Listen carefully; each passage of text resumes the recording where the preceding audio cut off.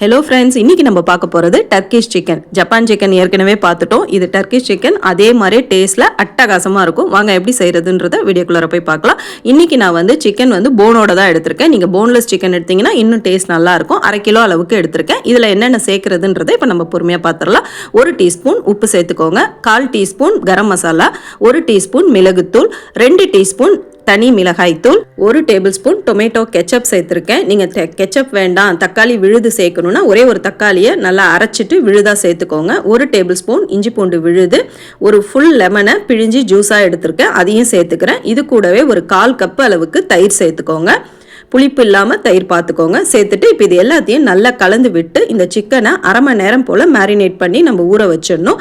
ஊறினதுக்கப்புறம் இந்த சிக்கனை எப்படி வறுத்து எடுக்கணும், ப்ளஸ் அந்த சாஸும் எப்படி செய்யணுன்றதை நம்ம வீடியோவில் பார்த்துடலாம். இப்போ இந்த மாதிரி ஒரு பேனில் 1 டேபிள் ஸ்பூன் அளவுக்கு வெண்ணெய் சேர்த்துக்கோங்க. சேர்த்துட்டு நம்ம ஊறிட்டு இருக்கிற சிக்கனை சேர்த்து நல்லா இந்த சிக்கனை குக் பண்ணி எடுத்துடலாம். இதில் இருக்கிற தண்ணியெல்லாம் வற்றி சிக்கன் நல்லா வெந்து வரணும். மூடி போட்டு வேக வச்சு எடுத்திங்கன்னா இப்படி தான் இருக்கும். இது ஒரு ஓரம் இருக்கட்டும். இப்போ அடுத்து சாஸ் எப்படி ரெடி பண்றதுன்றதை நம்ம பார்த்துடலாம். அதே மாதிரி 1 டேபிள் ஸ்பூன் வெண்ணெய் சேர்த்துக்கிட்டு ஒரு 1/2 டேபிள் ஸ்பூன் மைதா மாவு சேர்த்து அதை நல்லா இதில் கலந்து விடுங்க. நல்லா இது கலந்ததுக்கு அப்புறம் ஒரு 1/2 கப்பு பால், காய்ச்சி ஆறின பாலை சேர்த்துக்கோங்க. சேர்த்துட்டு கட்டிகள் இல்லாமல் நல்லா கலந்து விடுங்க. இப்போ இதுக்கு தேவையான உப்பு எல்லாமே நம்ம இப்போ சேர்த்துடலாம்.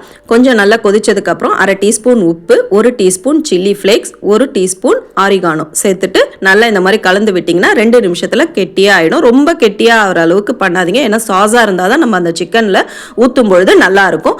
அடுத்து நம்ம குக் பண்ணி வச்சிருக்கிற சிக்கனில் இந்த சாஸை சேர்த்துருங்க. சேர்த்துட்டு நல்லா இந்த சிக்கனில் கலந்து விட்டுட்டு நம்ம அடுத்து அடுப்பை ஆன் பண்ணிவிட்டு நம்ம சீஸ் இதில் சேர்க்க போகிறோம். நீங்கள் மோசரல்லா சீஸ் சேர்க்குறதுனா சேர்த்துக்கோங்க. நான் நார்மல் சீஸ் பிளாக்ஸ் தான் சேர்த்துருக்கேன். துருவிட்டு அதை இதில் நம்ம இந்த மாதிரி சேர்த்துட்டு மேலே கொத்தமல்லி இலையை தூவி மூடி போட்டு ஒரு 2 நிமிஷம் வச்சு எடுத்திங்கன்னா இந்த சீஸ் எல்லாம் உருகி சூப்பராக குக் ஆகி வந்துடும். பார்த்தீங்களா, சூப்பரான டர்க்கிஷ் சிக்கன் ரெடி ஆகிடுச்சு. இதை கண்டிப்பாக ஒரு ட்ரை பண்ணுங்கள். பட்டர் நான், சப்பாத்தி, ரோட்டி எது செஞ்சாலும் நீங்கள் இது கூட வச்சு நீங்கள் சாப்பிட்லாம். செம டேஸ்ட்டாக இருக்கும். இந்த மாதிரி இன்ட்ரெஸ்டிங்கான வீடியோஸ்க்கு நம்ம சேனலையும் சப்ஸ்கிரைப் பண்ணிவிட்டு பெல் ஐக்கானையும் தட்டி விடுங்க. அப்போ தான் இந்த மாதிரி வீடியோஸ் உங்களுக்கு நோட்டிஃபிகேஷன் காமிக்கும். அடுத்த ரெசிபியில் சீக்கிரமே சந்திப்போம். பாய் பாய், தேங்க்யூ.